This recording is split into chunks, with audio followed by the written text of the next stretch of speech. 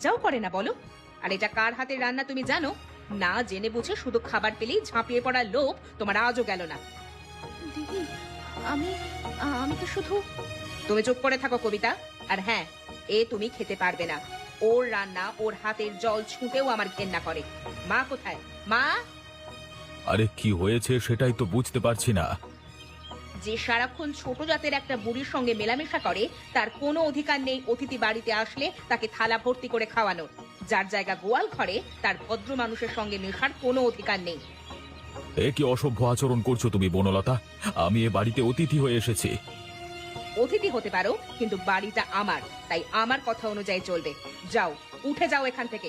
অনেক খেয়েছো তুমি। তোমার মতো অতিথিকে পাত পেরে বসে খাওয়ানোর আমার কোনো ইচ্ছে নেই।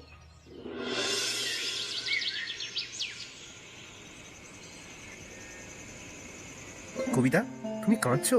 শুনেছি আমি সব। দিদি আজ তোমাকে আর জামাইবাবুকে খুব অপমান করেছে। হ্যাঁ, তোমার দিদি আমাকে এতটা নীচ মনে করে আমি জানতাম না। শোনো, তুমি কিছু মনে করো না। ওর আগের মাথায় বলে ফেলেছে। আসলে ওর স্বামীর ব্যাপার নিয়ে সারাক্ষণ মাথা গরম করে থাকে তো। না, এটা রাগের ব্যাপার না, এটা স্পষ্ট অপমান। আর আমি এবার থেকে কিছু জিনিস স্পষ্ট করে নিতে চাই। কি চাও তুমি? আমি এই বাড়িতে শান্তি চাই, কিন্তু যদি কেউ আমার শান্তি নষ্ট করে, আমাকে অপমান করে, তাহলে আমিও আর চুপ থাকবো না। অনেক চুপ করে থেকেছি। এবার আমি যা করব তার জন্য আমাকে দোষ দিতে পারবে না, এটা জেনে রেখো। কি করবে? কিছুই করো না, আমি মাকে বুঝিয়ে বলবো সব। না, তোমরা এতদিন ভেবেছো আমি কিছু পারি না, তাই তো? তোমরা হয়তো ভুলে গেছো যে আমিও এই সংসার চালাতে জানি। আর যে সংসার চালাতে জানে সে চাইলে সংসার বন্ধ করে দিতে পারে। কথাটা আমি আগে থেকেই বলে রাখলাম।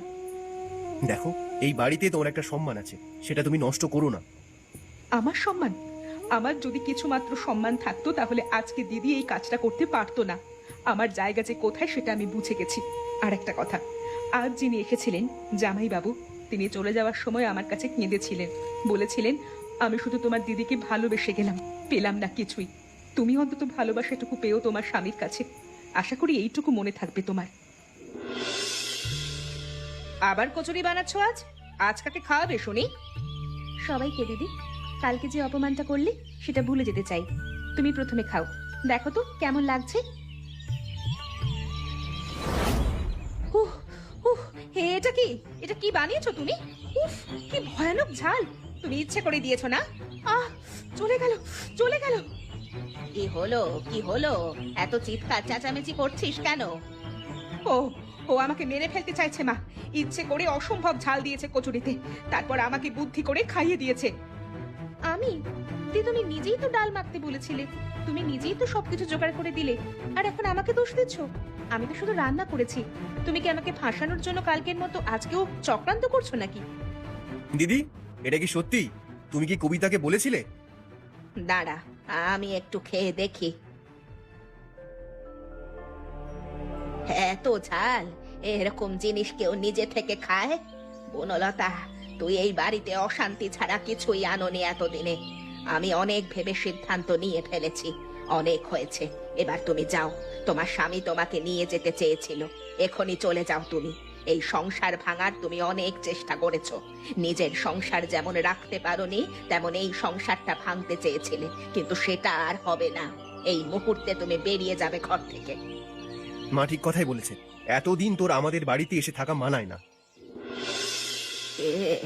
কবিতা? দিদিমা, আমি এসেছি। তোমার জন্য ডালের কচুরি এনেছি।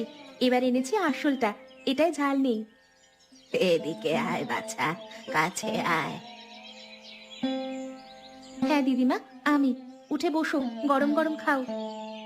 না বাছা, আমি আর উঠতে পারবো না। এই যে শুয়ে আছি, এখান থেকেই কথা বলি। আমার আর ওঠার ক্ষমতা নেই রে মা। না না দিদিমা, হ্যাঁ এমন কথা বলবে না। আমি তো এসেছি, এখন থেকে আর কোনো সমস্যা নেই। বাড়ির সবাই নিজেদের ভুলটা বুঝতে পেরেছে, তাই আমি নিয়মিত আসবো, তোমার সঙ্গে গল্প করব, কচুরি খাওয়াবো। আমি আশীর্বাদ করছি তুমি সুখী হবে। তোমার জীবনে আর কোনো সমস্যা থাকবে না। তুমি চিন্তা করো না, আমি এক্ষুনি তোমার জন্য ডাক্তার ডেকে আনছি। ডাক্তারের দরকার নেই, আমার যাওয়ার সময় হয়েছে রে মা। তুই এসেছিস, এই ভালো। আর কষ্ট করো না তুমি। ভুলবো না, তোমাকে আমি কখনোই ভুলবো না দিদা।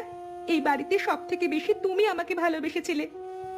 আহ, কি কষ্ট হচ্ছে রে মা। আহ, আহ। দিদিমা, একটু জল খাবে? ও দিদিমা, হায় রে, বাঁচাতে পারলাম না। আজ সব ঠিক হয়ে গেল, কিন্তু এই মানুষটাকেই বাঁচাতে পারলাম না। এই মানুষটা শুধু সারা জীবন কষ্ট করে আমাদের জীবনে সুখ দিয়ে গেল, কিন্তু হায় রে।